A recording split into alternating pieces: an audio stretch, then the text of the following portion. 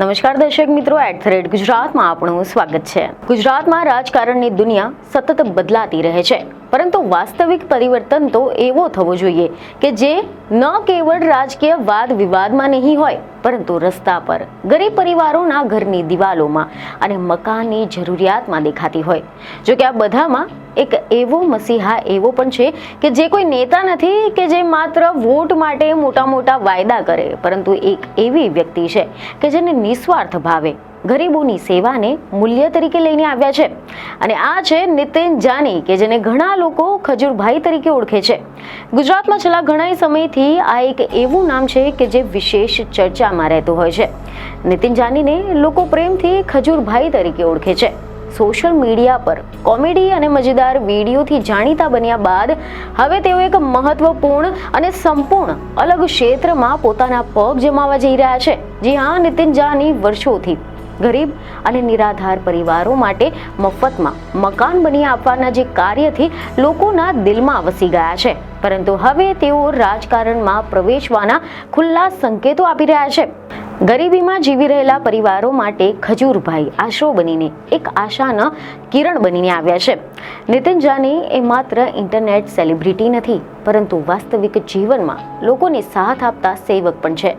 મીડિયામાંથી એવા અહેવાલો સામે આવ્યા છે કે તેમને અત્યાર સુધીમાં 250 કરતાં વધારે મકાનો ગરીબ અને નિરાધાર પરિવારોને મફતમાં બનાવીને આપ્યા છે, જેને લઈને તેમનું માનવું છે કે મારા માટે આ કામ દયા નથી, ફરજ છે, અને બસ તેમની આ જ સાદગી, તેમની કરુણા અને સતત જરૂરિયાતમંદોની મદદ કરવાનું આ વલણ લોકોના દિલ જીતી લે છે।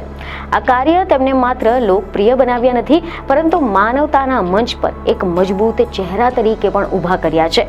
પરંતુ તેમને થોડા સમય પહેલા જ ચૂંટણી લડવાની ઈચ્છા વ્યક્ત કરી હતી, પરંતુ કયા પક્ષમાં જોડાશે તેને લઈને આજે પણ પ્રશ્નચિહ્ન છે। જો કે આના બાદમાં તેમને કેટલાય મીડિયા સમક્ષ આ અંગે ઇન્ટરવ્યુમાં કેટલાય નિવેદન આપ્યા હતા। આ સિવાય એક કાર્યક્રમમાં પણ નીતિન જાની બોલ્યા હતા કે જો લોકો ઈચ્છશે તો હું 2027ની ચૂંટણી ચોક્કસ લડીશ, અને બસ આ નિવેદન બાદથી જ રાજકીય ગલિયારાઓમાં ભારે હલચલ મચી ગઈ છે। લોકો અને મીડિયા તરફથી પણ સૌથી મોટો પ્રશ્ન એ કરવામાં આવી રહ્યો છે કે ખજૂરભાઈ કઈ પાર્ટીમાં જોડાશે। જો કે એકથી વધુ ઇન્ટરવ્યુમાં તેમણે સ્પષ્ટ કર્યું છે કે જ્યાં મારી સેવા અને મૂલ્યોને માન આપશે, હું ત્યાં જઈશ। પાર્ટી કરતાં લોકોનું કામ વધુ મહત્વનું છે। તેમાં એક વાત સ્પષ્ટ છે કે નીતિન જાની રાજકારણમાં માત્ર પદ માટે નહીં, પરંતુ પોતાના કાર્યને મોટા સ્તરે પહોંચાડવા માટે ઉતરવા ઈચ્છે છે। આ સિવાય તેમણે ગુજરાતની રાજનીતિમાં નવો ચહેરો બનવા માટે યુવાનો માટે પણ સંદેશ આપ્યો હતો। એવા સમાચાર છે કે તેમણે કહ્યું કે સમાજ બદલવો હોય તો કોમેન્ટ્સથી નહીં, રાજકારણમાં આવવાથી બદલાશે। તેઓની આ વાતે ઘણી બધી નવી પેઢીમાં ચર્ચા જગાવી છે। ગુજરાતની રાજનીતિ લાંબા સમયથી પરંપરાગત ચહેરાઓથી ચાલી રહી છે, પરંતુ હવે ખજૂરભાઈ જેવા યુવા ચહેરાની એન્ટ્રી 2027ની ચૂંટણીમાં એક નવી ગતિ લાવી શકે છે। મહત્વનું છે કે નીતિન જાનીની સૌથી મોટી શક્તિ છે લોકોમાં તેમનો સીધો અને ભાવનાત્મક સંપર્ક, કે તેમને જ્યાં પણ કામ કર્યું છે લોકો માત્ર મદદ માટે આભારી નથી, પરંતુ તેમને પોતાના એક પરિવારની જેમ જ માને છે। અન્ય નેતાઓથી અલગ ખજૂરભાઈનો પ્રભાવ એ માઇક્રો લેવલ પરથી ઊભો થયો છે। ઘર, આશરો, દયા, સહારો, આ બધા જ શબ્દોની સાથે લોકો તેમને જોડે છે, અને હવે થોડા સમય પહેલા રાજકોટ ખાતે એક ખાનગી કાર્યક્રમમાં તેમણે રાજકારણમાં પ્રવેશવાનો મોટો સંકેત આપ્યો હતો। એવા સમાચાર સામે આવ્યા કે તેમણે પોતે જ મંચ પરથી એક મોટું નિવેદન આપ્યું કે હવે એવું લાગે છે કે 2027ની વિધાનસભાની ચૂંટણીમાં આપણે ઉતરવું પડશે। ભણેલા લોકો રાજકારણમાં આવવા જોઈએ, કોઈ પણ પાર્ટીમાંથી લડો, પરંતુ ચૂંટણી જરૂર લડો। એટલા દિવસ સુધી ચૂંટણી લડવાની ઈચ્છા ન હતી, પરંતુ હવે લાગે છે કે 2027માં ઉતરવું પડશે। જો તમારી દયા રહેશે તો હું પણ ચૂંટણી લડવા માટે ઊભો રહીશ। ખજૂરભાઈએ સમાજના લોકોમાં સામાજિક જવાબદારી અને રાજકીય જાગૃતિ લાવવા માટે પણ અપીલ કરી હતી। તેમણે કહ્યું કે જો સમાજ માટે કંઈક કરવાનું મન હોય તો તમારા વિસ્તારથી ચૂંટણી લડજો, અને પાર્ટી ગમે તે હોય, પરંતુ ઇલેક્શનમાં વટથી ઉતરજો। નીતિન જાનીએ સ્પષ્ટ કર્યું કે તેઓ કોઈ પણ એક ચોક્કસ પાર્ટીમાંથી ચૂંટણી લડશે તેવું નથી, પરંતુ સેવાના ઉદ્દેશથી રાજકારણમાં આવવા માટે તૈયાર છે।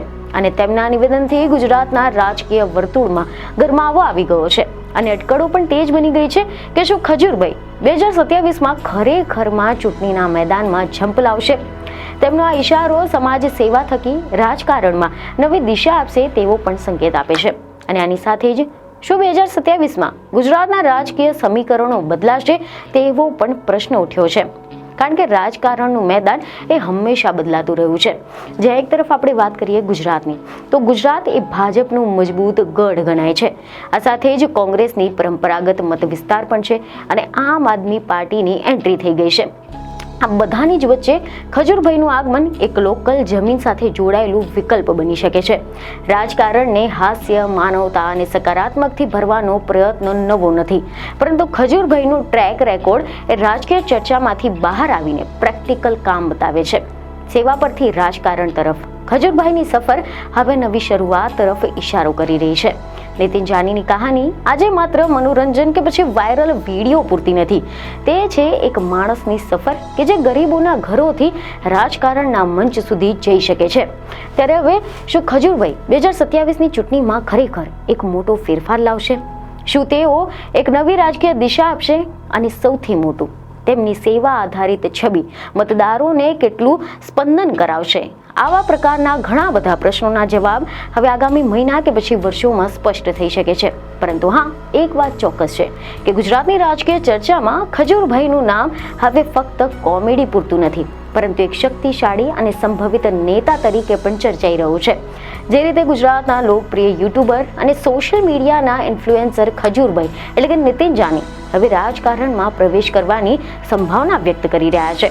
તેના પરથી તેઓ વર્ષ 2027ની વિધાનસભાની ચૂંટણીમાં મેદાનમાં ઉતરી શકે તેવી સંભાવના છે. અને તેમની આ સક્રિય સેવાકીય ભૂમિકા પછી રાજકારણમાં પ્રવેશવાની જાહેરાતે ગુજરાતના રાજકીય વર્તુળોમાં પણ ભારે ચર્ચા જાગી છે. જોકે ખજૂરભાઈ કઈ રાજકીય પાર્ટીમાંથી ચૂંટણી લડશે તે અંગે હજુ સુધી કોઈ સ્પષ્ટતા કરવામાં નથી આવી. રાજ્યમાં ખજૂરભાઈની મોટી એવી ફેન ફોલોઈંગ છે અને તેમની કોમેડી જેટલી લોકપ્રિય છે તેટલી જ તેમની સેવાકીય કામગીરી પણ લોકોને પ્રેરણા આપે છે. ત્યારે હવે આ અંગે તમારું શું કહેવું છે?